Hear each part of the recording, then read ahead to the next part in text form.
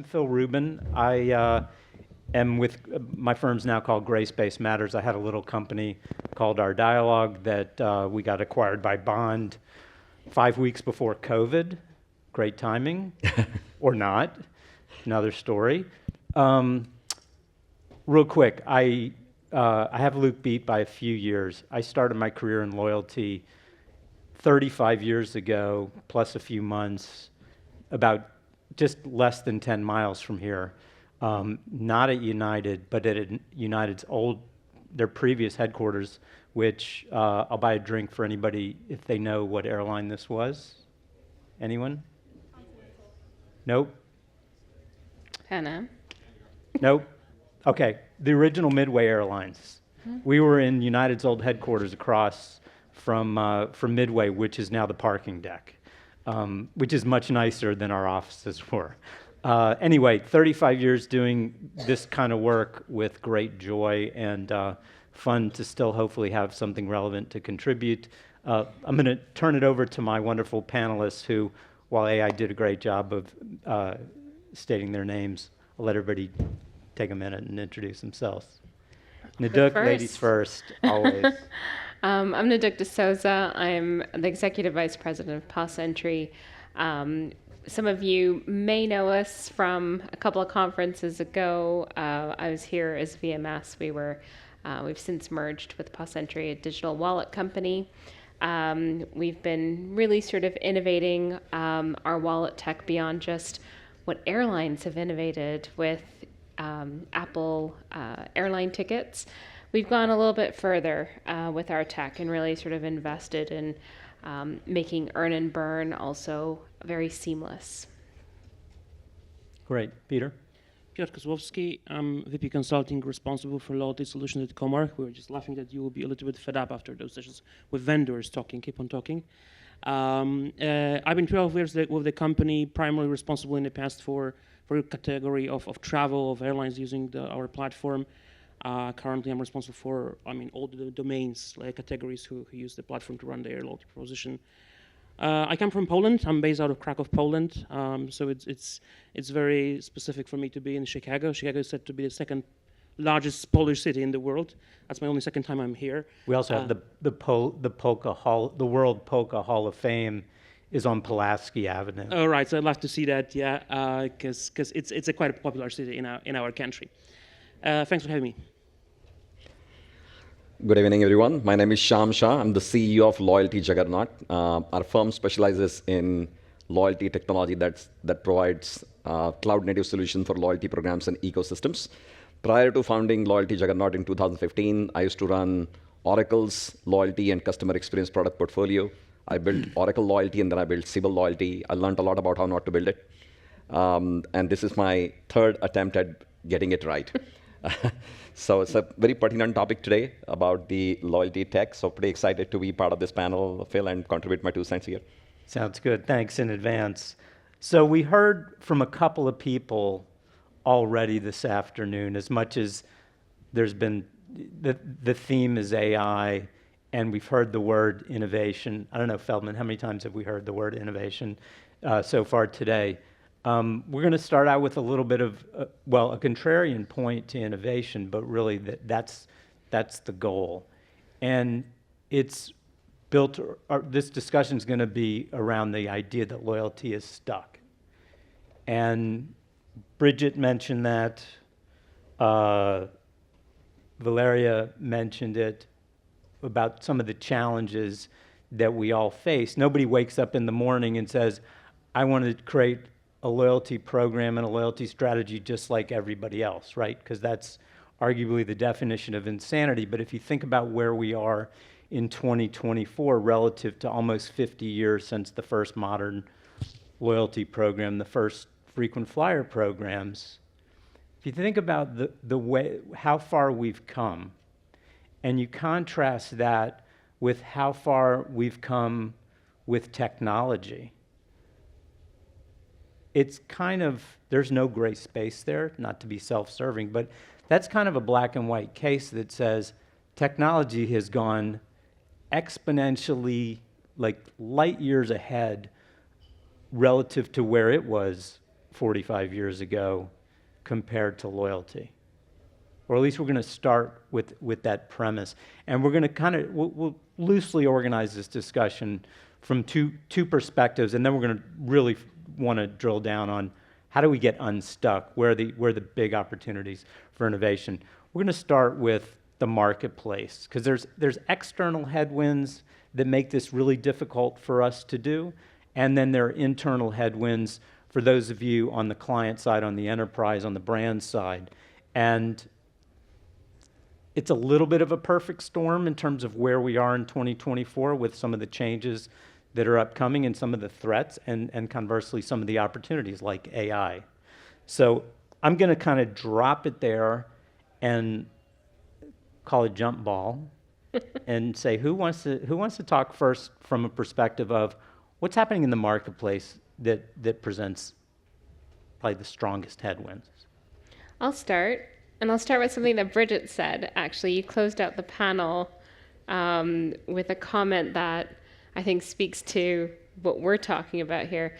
Your name's coming up in our session. You mentioned that you found that the constraints was actually not technology. They were actually the agility of businesses, inertia in organizations, and data as sort of really being, why things constrain, or we would use the word stuck, perhaps, right? And I think that's actually what you find across all sides of enterprise, and whether it's a small loyalty program or if it's a large enterprise program, being on the vendor side, dealing with data to drive relevancy, buzzword, to drive, innovation, another buzzword, to drive convenience, should be a buzzword, is really, I think, part of the challenge of trying to work with existing resources. Someone mentioned resources as being a challenge as well. That's where I personally, I would say that for us in our space, what we have witnessed as being one of the more fundamental sort of challenges that really sort of keep things as they are. So I think I'll building on to Nida. I think I look at the whole situation in two dimensions. There is ability to innovate, and there is appetite for innovation. So you look at the current landscape, overall companies' adoption of technology, you still see large portion of loyalty programs still run on legacy technology. That is very expensive to change. That's very difficult to innovate on, and those are slow. I think somebody mentioned about, Marcus mentioned about the speed to market. I think the legacy platforms aren't really geared for it.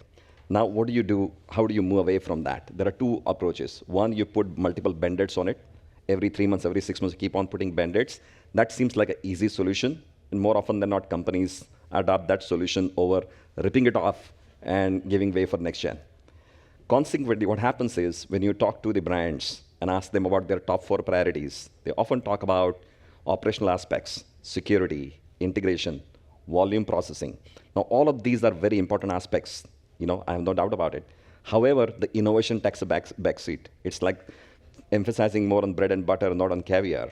It's like focusing more on what lies underneath in an iceberg, the portion under the water of the iceberg. That takes all the emphasis. There needs to be an approach where the modern cloud technology solves majority of those under the water iceberg problems, leaving the professionals to focus on innovation, personalization, every buzzword out there, partnerships, to really move the needle. So I think that is on the ability to innovate side of the house, right? And how to basically unstuck loyalty. It's not an easy solution, but it is a silver bullet one needs to buy. Common theme with what Naduk talked about. Yes. It really comes down to prioritization, but you're right, the legacy systems, Luke picked on Delta a little bit, but that was a huge contributor to the CrowdStrike. Absolutely. When we worked with Delta years ago, this is years ago, we mapped out 32 different independent systems required that we had to map out just to link. Yeah. This is where we used to be, just to link flown revenue with mileage Right. accrual. Nobody, the systems weren't necessarily designed originally to do that. Peter, you have a slightly different take here. Yeah, I think we agreed on that. There will be a bit of a debate here, right? But first of all, I think as we are sitting all and there were other vendors before us, I think we are right now in a very comfortable position because we are having a pretty much a new tech. We are pointing finger all on the, let's say, old solutions, and we're saying that, all right, this is the legacy it's constraining. I agree with that. That's the case. But let's give a credit to those who were building those programs 20, 30 years ago when they were starting it, yeah, and they were a true innovators.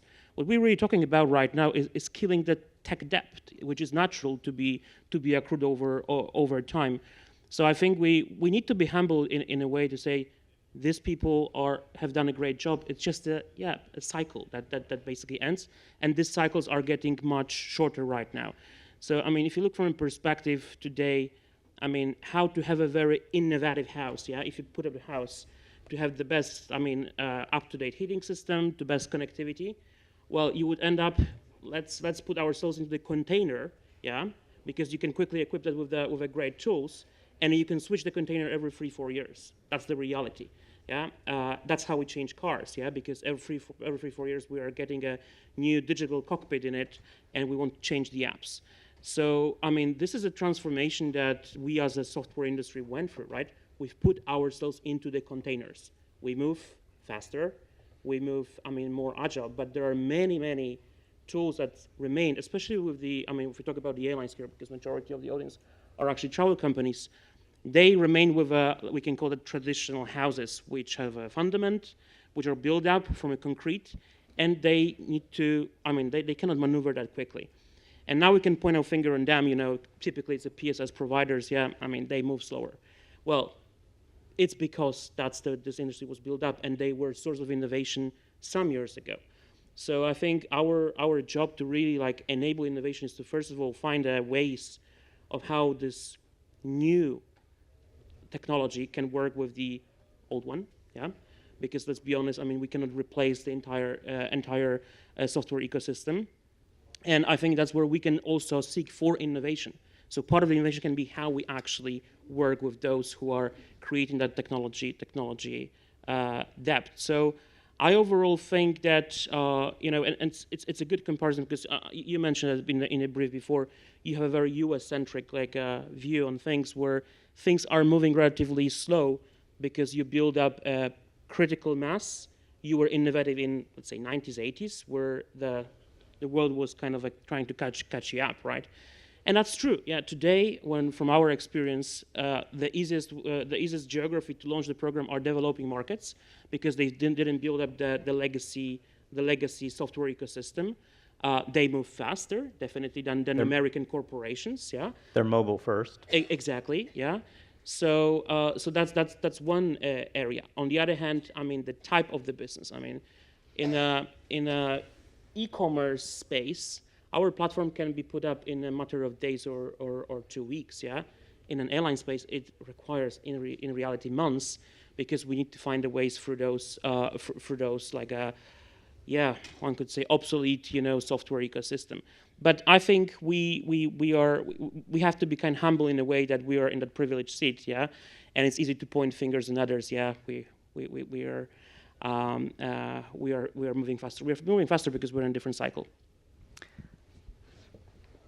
I just want to share. Oh, okay. I'm gonna turn to you. You shared with us a story about CDs and the maintenance a couple of days ago. Yep.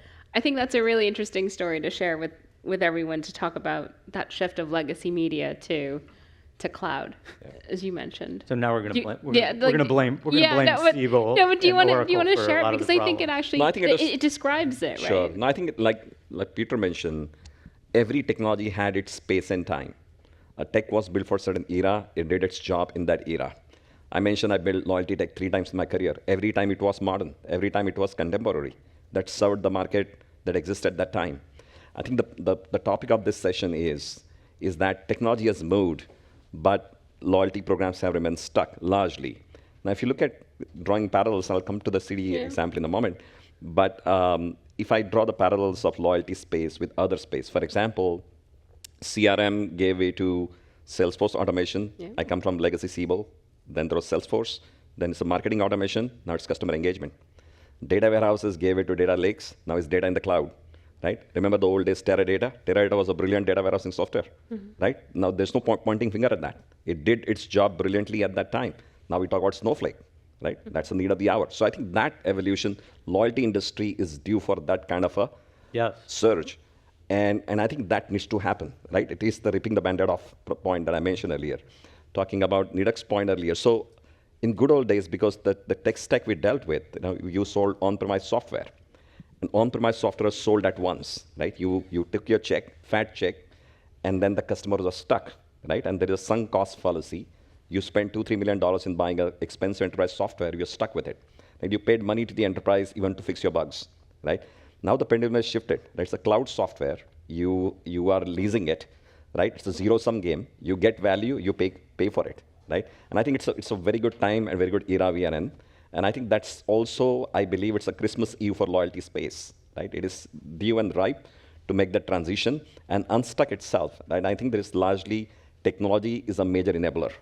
And the other point I talked about earlier is the appetite for innovation. Because ability to innovate is one thing, appetite to innovation is a whole other. And both need to exist for us to see.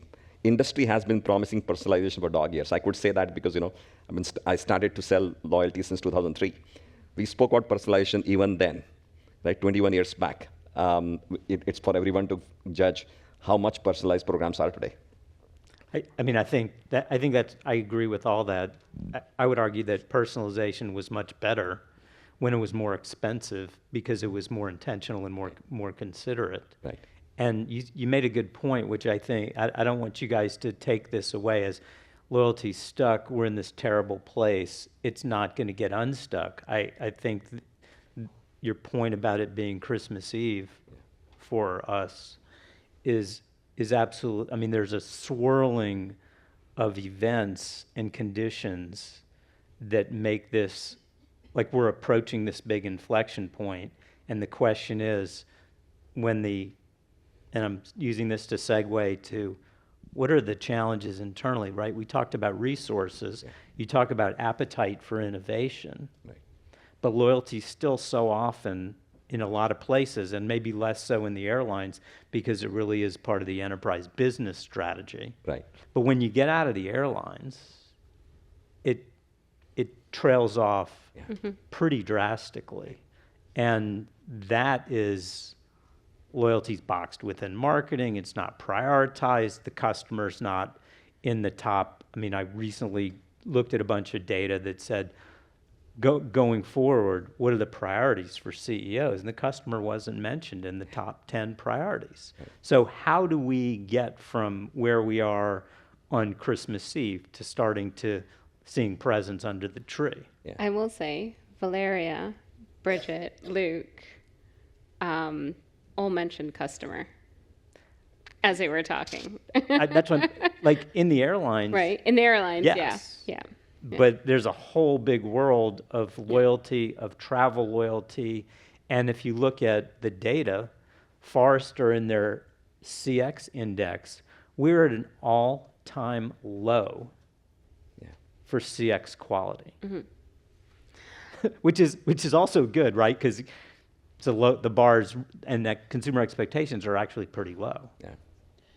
Yeah. So like one maybe additional comment to what you were asking now, but also what we talked through is also about like a source of innovation. We very often, like when we think about innovation, the eyes are pretty much on us, tech providers. Let's be honest that the innovation is a kind of a composition of both technology, great concepts that are put in place, a great organizational culture. I think we have here in the room a great example of someone who was innovating the programs in the airline industry, but then he created a completely, one can say, out of the blue program. And I don't know if David Canty is here, but he built this program right. He used a very simple technology for it, internally in terms of a platform, but the concept that is behind it, I think he will be at the stage at some point of time tomorrow. By the way, Tina also. Tina was also involved in that, exactly. And just one piece of context. Feldman talked about the Australian loyalty mafia. The Irish loyalty mafia has cornered the market on where people live. Yeah. Just saying. Yeah. Okay, sorry, go Yeah, ahead. no, it's so I think this is a great example of, I mean, an innovation through idea, through concept, through business, like a business model, where actually technology contributed very, I don't want to describe it, but relatively little to that, yeah, because the overall processes that were to be supported were pretty simple. And on the other hand, I think when there is a discussion over, because innovation is to a certain extent a buzzword, what it really means for us, I mean, we very often find ourselves in a kind of, we're prisoners of looking for that innovation is a breakthrough. Yeah, and we all are looking for breakthroughs, which is great because that's how we can, I mean, jump few steps ahead. But let's be honest, I mean, innovation is something we can deliver on a daily basis through improvement of what we're doing from a tech perspective, business perspective. So I don't think we should look only, and that's a little bit how today's media market basically communicates around innovation, is that we look for breakthroughs. There is a big space in some of us are operating where we're just adding, I mean, new value every other day, and that's innovation too. Mm-hmm. But it's not that popular to talk about it on broadcasted media. So I think that's another element, that you can innovate every day incrementally through small steps. You don't have to make a breakthroughs as well. I think I would just add to that really quickly. I mean, it's interesting from the perspective of thinking about innovation and people sort of looking at technology as being the answer to innovating a new program. What we've done ourselves inside the business is we've taken technology that is already used and we've innovated it in terms of how we come to market with it, how we talk to clients about it, how we think about it strategically in terms of mobile wallet today. And so, sometimes the challenge can also be that people aren't ready to think differently about technology that they're currently using, right?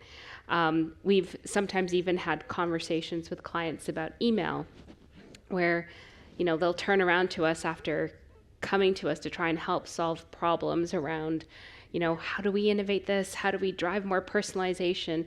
And then 6 months later, the conversation goes, well, we need to really focus on getting email right. And you kind of sit back and you think, okay, so we're still not even innovating the tactics that we're doing. They're not using a Marigold live clicker for email, right? They're just using standard HTML or something that doesn't think dynamically, that doesn't help them move the needle forward in that way. So, what we do with mobile wallet is thinking about it as a channel opportunity. And that's where you are taking existing technology, which is innovative in itself. The airline industry were the first to do that, right? Really bringing it to the mass markets. And to now start thinking about it completely differently. And that is using, strategy, thinking differently. And that's not technology. What is that? That's people. Yeah. People are why loyalty is stuck. It's not, the tools are out there. What do we want to do with them?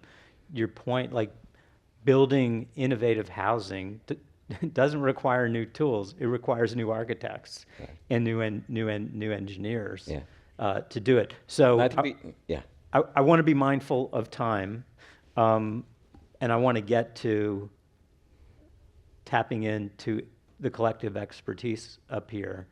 Let's kind of go around and name like top 3 things that are going to unlock not just capacity, but the willingness to innovate. Yeah.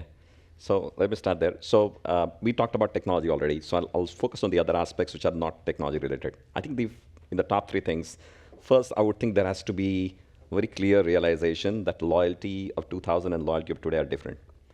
Loyalty initially was a box under marketing. In fact, not even box under marketing, it was box under relationship marketing, right? It was a sub department of a large department. By 2010, it was started to be recognized as a 4th pillar of CRM. So marketing, sales, service, and loyalty. I think the realization has to be that loyalty is today the foundational element for an enterprise. We live in a cookieless universe.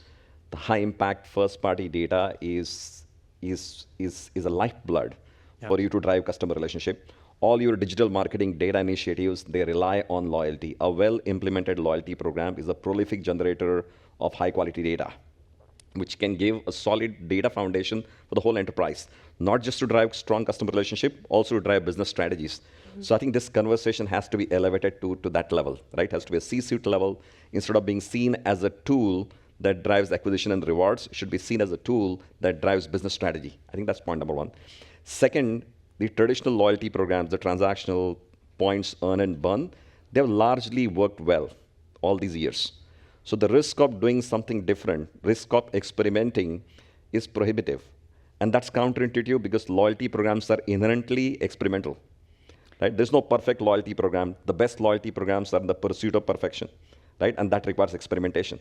I think the best loyalty program is inertia. No offense to all of us in the industry, but no, I agree. And to your point, I think AI makes experimenting exponentially Absolutely, and many times more your experiments, impactful. and many times the Easier. experiments won't work. I mean, Starbucks introduced ODC. Yeah. Huge hoopla about it. Everybody clapped about it. It failed, and that's fine. Your experiments would fail, but you would succeed 1 out of 10, and that would be game changing. And I think the industry needs that. The third point, if I may mention, the way I've seen this last 22, my little experience in this space, there is a practice of following the best practice. If some brand did something, it worked well, everybody wants to do that, which is fine.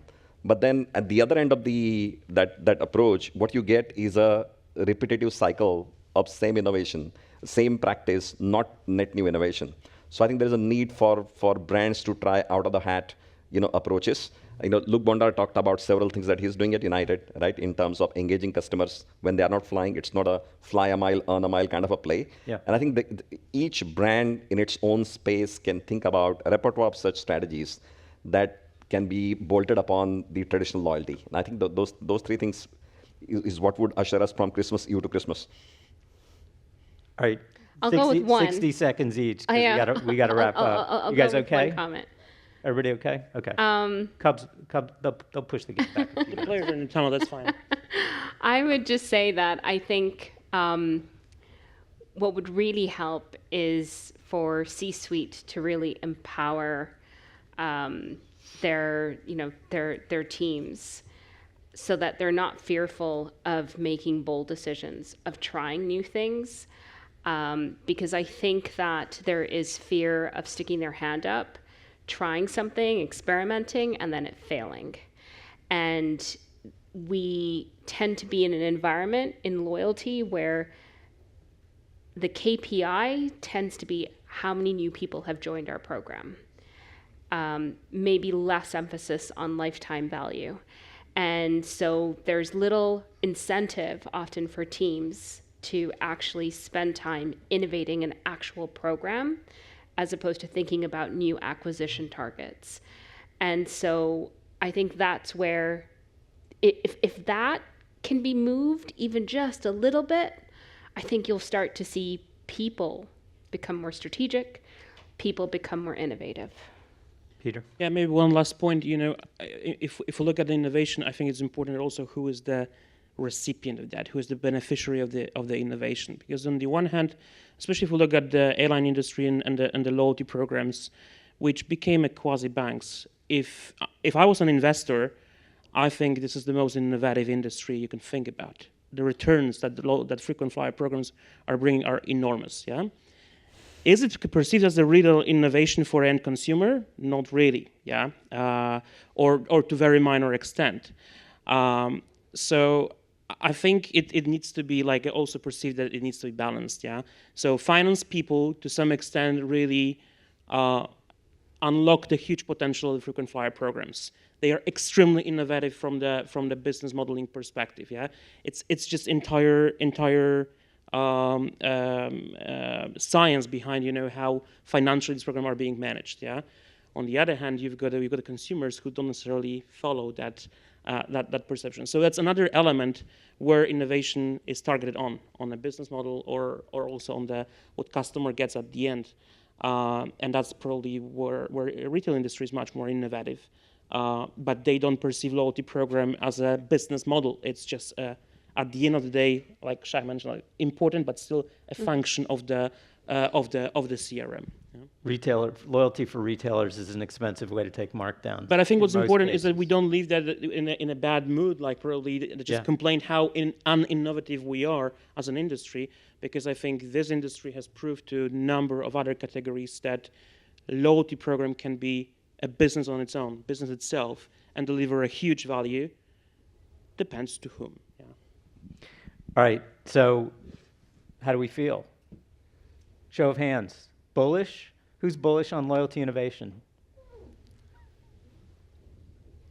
All right, 45%. Yeah. Hopefully by the end of day tomorrow, we'll have more hands up.